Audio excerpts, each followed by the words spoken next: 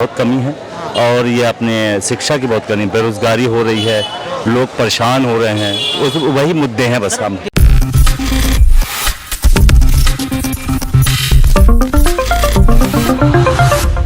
Next 9 news में आपका बहुत बहुत स्वागत है। मैं हूं आपके साथ अबरारुल हक रहमानी। 2024 का खेल क्या इंडिया अलायंस के लिए या फिर एनडीए अलायंस के लिए इतना ज़्यादा आसान रहने वाला है दर्शकों?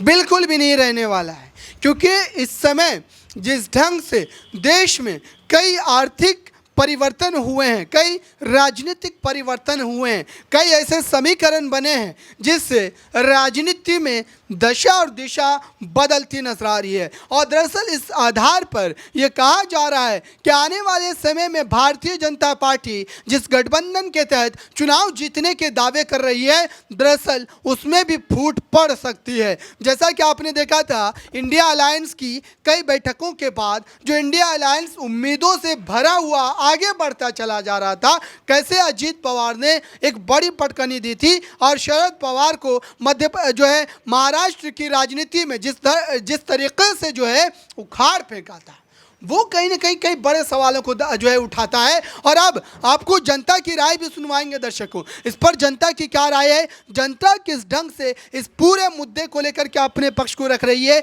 महंगाई, बेरोजगारी, शिक्षा व्यवस्था, महिला सुरक्षा को लेकर जनता की क्या राय है, आइए इस रिपोर्ट में देखते हैं और समझते हैं कि दरअसल 2024 की उस चुनावी यात्रा को लेकर के इंडिया अलायंस और एनडीए अलायंस के उन तमाम दावों पर जनता किस तरीके से सोचती है। क्योंकि इस समय अगर देखा जाए तो साफ तौर पर यह माना जा रहा है कि इस पूरी परिस्थिति को लेकर के कई बार यह माना गया है कि भारतीय जनता पार्टी जो दावे कर रही है उन दावों में भी हकीकत दूर दूर तक नजर नहीं आती है। देखिए इस रिपोर्ट में बहुत कमी है और ये अपने शिक्षा की बहुत कमी, बेरोजगारी हो रही है, लोग परेशान हो रहे हैं, वही मुद्दे हैं बस। हम दे तो रहे शिक्षा, आयुष्मान भारत, स्वास्थ्य, सब कुछ तो कर ये कुछ भी हो, अभी भी हमको बहुत कमी दिखती है। सर ये कमियां कैसे सुधार होंगी? कमी कैसे सुधारेंगे? अब यही है, हम लोग क्या कर सकते हैं उस विषय में। अच्छा, कौन जीत रहा है इस बार, आपको क्या लगता है? हम तो किसी के ऊपर नहीं है, हमारा किसी के ऊपर टिप्पणी नहीं, किसी नेता के ऊपर, किसी के ऊपर प्रत्यारोप नहीं। काम होना चाहिए, काम होना चाहिए किसी के ऊपर। और भी लोगों से पूछने का प्रयास करेंगे, जानने का प्रयास करेंगे। सर भी मौजूद है। सर आपका नाम क्या है?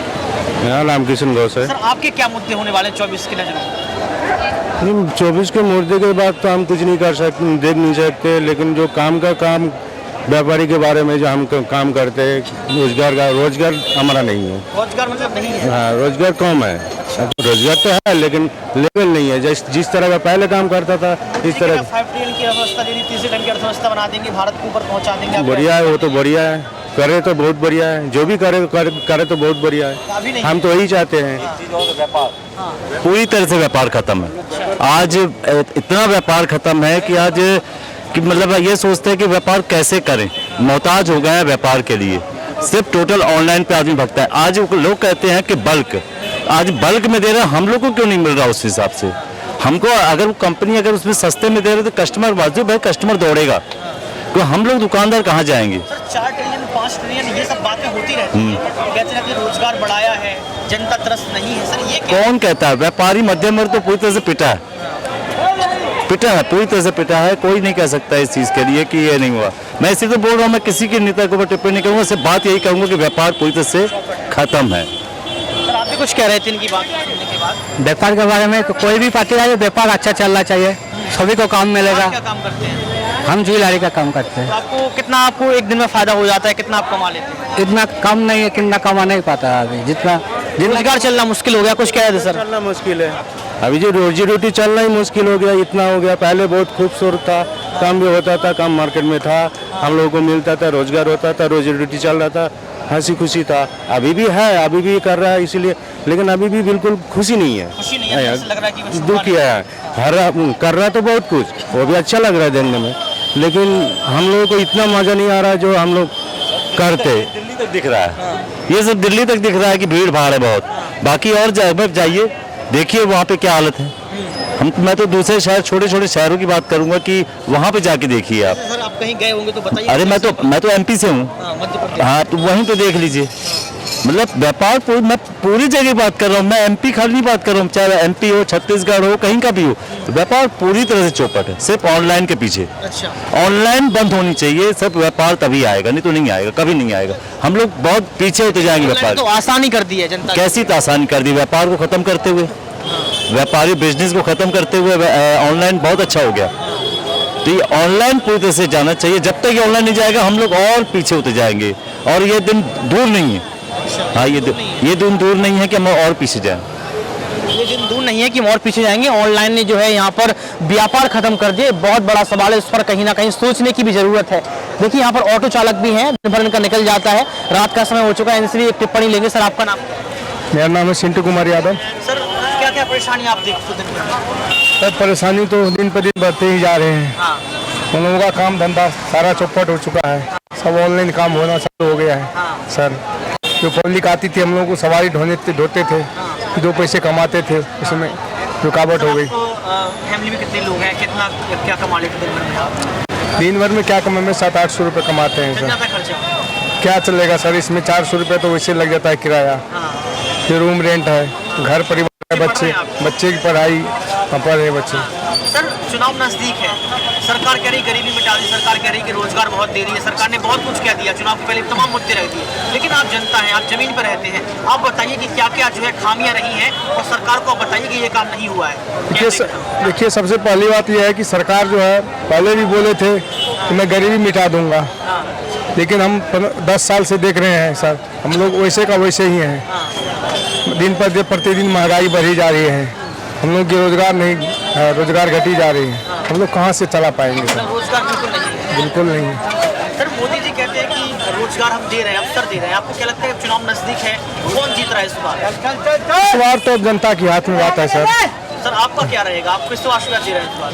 हम लोग तो अभी फिलहाल अभी कुछ नहीं कर सकते हैं, मतलब परेशान हैं आप? हम लोग परेशान हैं। लोगों से पूछेंगे, यहाँ पर इन्होंने भी व्यापार को लेकर ही बात कही है, और व्यापार सबसे बड़ा मुद्दा होता भी है, और कहते भी, हमने एक मूवी भी देखी, आमदनी अठन्नी खर्चा रुपया। जब ऐसी बातें होने लगी तो कहीं ना कहीं दिक्कतें बढ़ जाती हैं, और ये जमीन पर आकर ही पता चलता है। और भी सर मौजूद है, सर से भी जानेंगे। सर, आपका नाम क्या है? जी, मोहम्मद खुर्शीद नाम है मेरा। तमाम लोगों से हम पूछ रहे हैं सवाल 24 को लेके, आपकी क्या रहेगी, क्या मुद्दे आपके रहेंगे? मुद्दा तो बेरोजगारी का है सबसे ज्यादा जी जनाब, उससे मसला हल नहीं हो रहा, मोदी जी ने मसला हल नहीं करा, बेरोजगार की बढ़ी है, काफी हद तक काफी बढ़ गई इसको। गरीबी की खाई खत्म कर दी, बिल्कुल रोजगार खत्म कर दिया, बिल्कुल बुरा हाल है रोजगार का इस टाइम। बस आप ये समझ लो, पैसे वाला तो बन गया, पैसे वाला जो मेडिकल थे वो सब और नीचे आ गए। हाँ, मेडिकल क्लास जो थे, जो वो कह रहे हैं जी रैलियों में, वो सब झूठ है फिर? सब झूठ है, शुरू से झूठ ही बोला। मोदी सर ने करे क्या है, सिर्फ कह रहा है, और अपने फायदे के लिए यूज करा, अपने छोटे लोगों का कोई फायदा नहीं दिया।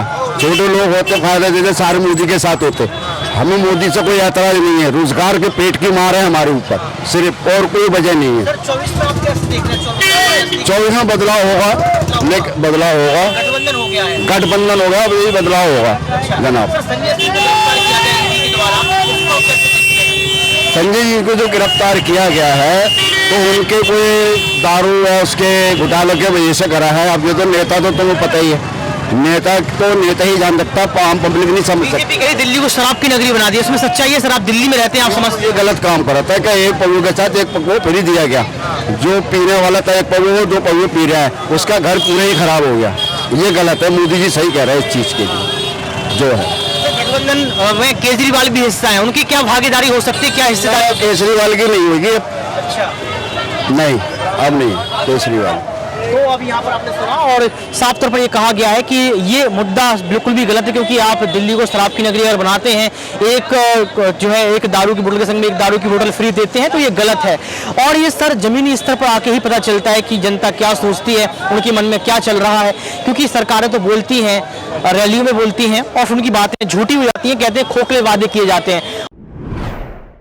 तो आपने देखा दर्शकों, लगातार हम जिस मुद्दे को लेकर के चर्चा कर रहे हैं उसमें साफ तौर पर ये बात स्पष्ट हो जाती है कि 2024 के चुनाव जैसे जैसे नज़दीक आएंगे वैसे वैसे मुद्दों की भरमार होगी, लेकिन आखिर समय पर जब मतदान के समय में कुछ दिन बाकी रह जाते हैं, क्या उस समय भी वो तमाम बुनियादी मुद्दे हावी रह पाएंगे? ये एक बड़ा सवाल है और जनता के ऊपर भी एक बड़ी जिम्मेदारी है, क्योंकि 5 वर्षों के लिए आप सत्ता को चुन रहे हैं और ऐसे में अगर एक ज़रा सी भूल चूक होती है आपसे तो 5 वर्षों तक सरकार की उन नीतियों को आपको झेलना पड़ेगा, सरकार के उन तमाम फैसलों को आप पर लागू किया जाएगा और फिर उन्हीं तमाम नीतियों और फैसलों के इर्द गिर्द आपको 5 साल निकालने पड़ेंगे। तो ये एक बड़े परिप्रेक्ष्य में अगर देखें तो 24 का चुनाव कई मायनों में अहम हो जाता है। फिलहाल इस खास रिपोर्ट में बस इतना ही। जुड़े रहें बड़ी खबरों के लिए नेशनल न्यूज़ के साथ।